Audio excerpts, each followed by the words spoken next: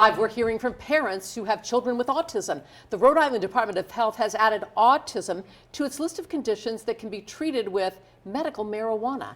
NBC 10's Michelle San Miguel is live in the studio to explain. Michelle?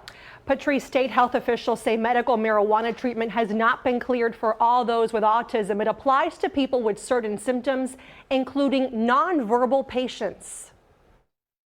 He has very repetitive behaviors. He will socially withdraw if it's something that he's uncomfortable with. Julie Marchetti's 11-year-old son, Sean, has autism. He's been on an anti-anxiety medication for several months. His communication skills are very limited. Julie recently asked her son's pediatric neurologist if Sean could try medical marijuana. She says she's thrilled to hear it can now be prescribed in Rhode Island for those with autism. This is something that we can do to support him that's natural as opposed to something chemically created.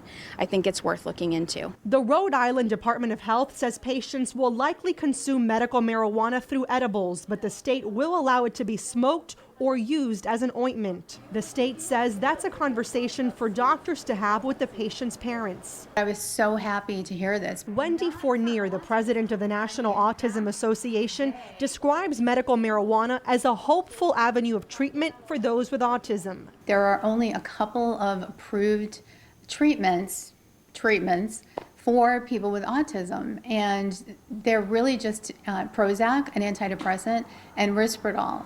Julie is eager to learn more and see if medical marijuana can help her son focus and reduce his anxiety. I think it's a win on our part for Rhode Island. The state also requires that doctors try CBD products before medical marijuana. CBD is an active chemical in marijuana, but it will not get someone high. In the studio, Michelle San Miguel, NBC 10 News. Michelle, thank you.